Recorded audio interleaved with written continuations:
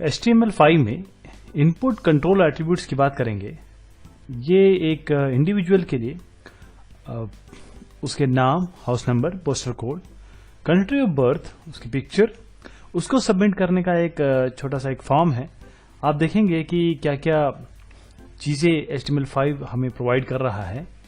तो शुरुआत करते हैं नाम से। देखिए, इस नाम के टेक्स्ट बॉक्स में ऑलरेडी लिखा हुआ है एंटर नेम, यानी कि हर एक टेक्स्ट बॉक्स में आपको बताया गया है कि क्या चीज आपको भरनी है, यूजर कितना इजीली उसको इंटरैक्ट कर सकता है इस पर्टिकुलर फॉर्म से। देखिएगा आप। दूसरा यह है कि जैसे अगर हम नाम डालते हैं, कोई नाम डालते हैं जैसे APK, और हाउस नंबर है, हाउस नंबर आप जैसे कोई 6/2 कर सकते हैं, और इस तरीके से अपने आप देखिए इसने सारी चीजें ले ली। और अगर आपके पास कोई एक मान लीजिए कोई और देना चाहते हैं, जैसे आप H61 देना चाहते हैं, ये भी अपने आप ले लेगा।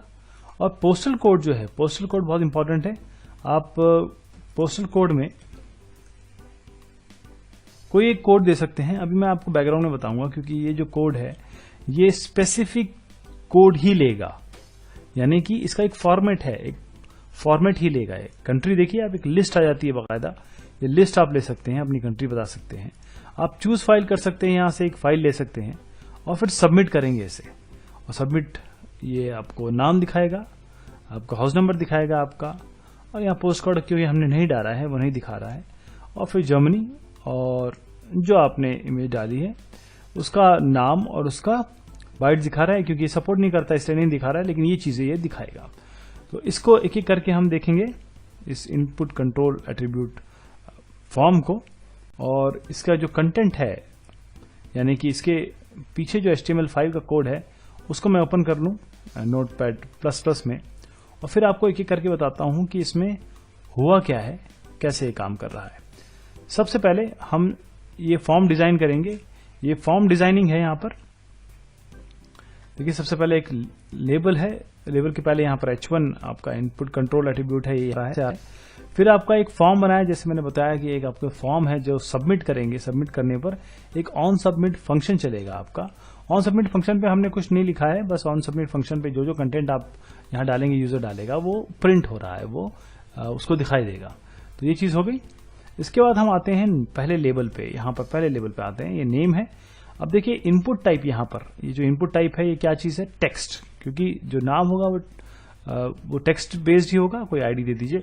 ऑटो फोकस, यदि मैं इसको रिफ्रेश करता हूं तो आप देखिएगा अपने आप यहां पर जो कर्सर है ब्लिंक कर रहा है, यानी कि ऑटो फोकस हो गया है। पहले ऑटो कंप्लीट ऑफ, यानी कि आप कोई चीज नाम देंगे तो ये ऑटो कंप्लीट करने की कोशिश करेगा, यानी कि आपने जो नाम ऑलरेडी दे रखे होंगे, जैसे कई बार आप जैसे अपना नाम देते हैं, दोबारा इसको भरना चाह रहे हैं, तो ये ऑटो कंप्लीट कर लेगा। यहां ऑफ दे रखा है, अगर ऑन करेंगे तो अपने आप कंप्लीट कर लेगा।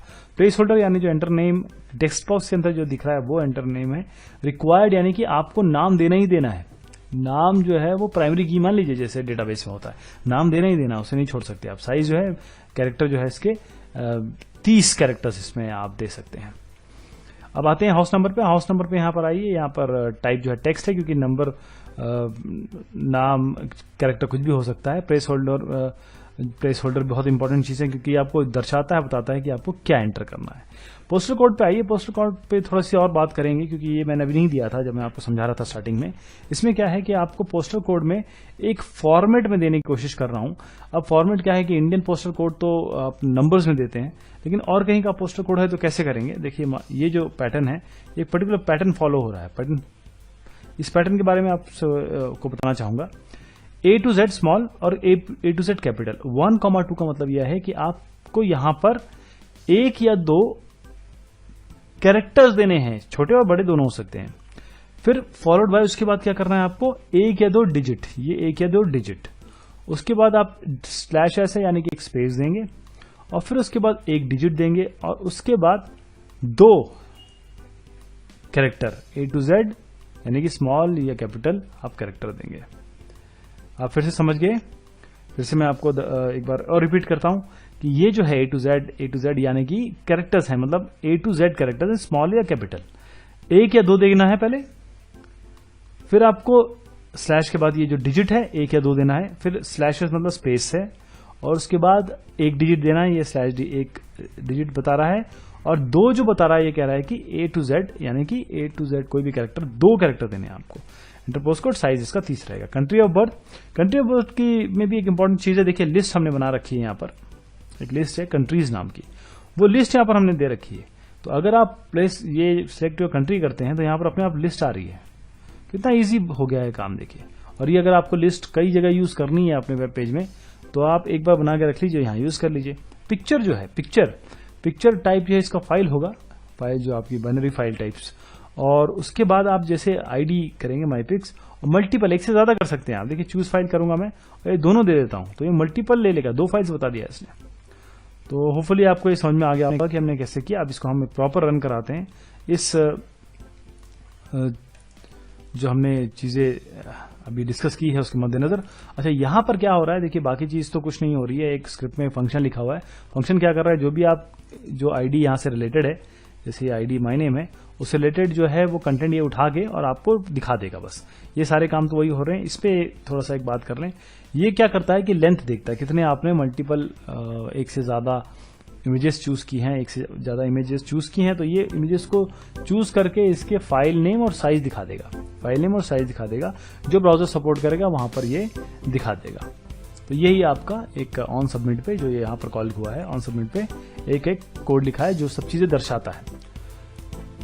तो अब इसको हम पहले पोस्ट कोड डाल देते हैं, यहां से देख के। देखिए मैं कैसे पोस्ट कोड डालता हूं, यहाँ पर पहले इसको रिफ्रेश करता हूं, रीलोड करता हूं इसको। पोस्ट कोड देखिए, पहले सबसे पहले यहाँ पर एक या दो कैरेक्टर, तो हम 2 कैरेक्टर डाल देते हैं, एक स्मॉल दे देते हैं, एक कैपिटल दे देते हैं। और फिर इसके बाद बोलता है ये कि एक डिजिट देनी है आपको, कोई डिजिट दे दीजिए।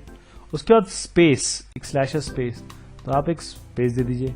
फिर आपको बोलता है कि ये आपको एक डिजिट देनी है, एक डिजिट दे दीजिए स्पेस के बाद। फिर एक या दो नहीं, 2 कैरेक्टर ही देने हैं, स्पेसिफिक 2 कैरेक्टर देने हैं। तो आप छोटा एक, इस बार पहले आप बड़ा ले लेते हैं, उससे छोटा दे देते हैं। अब ये पोस्टल कोड हो गया, नाम डालते हैं फिर से APK, हाउस नंबर कुछ डाल देते हैं, मान लीजिए 56L।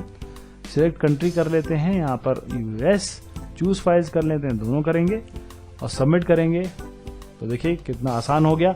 आप ये जो जावास्क्रिप्ट मैंने छोटा सा कोड लिखा है, इसका इंपॉर्टेंस ज्यादा नहीं है, बस इसलिए आपको बताने के लिए कि ये सर्वर पे कैसे भेजेगा, सर्वर पे क्या क्या चीजें कैसे कैसे स्टोर होंगी, वैसे स्टोर होंगी। नेम में APK है, हाउस नंबर में 56L है, पोस्टल कोड इसने एक्सेप्ट कर लिया इस बार।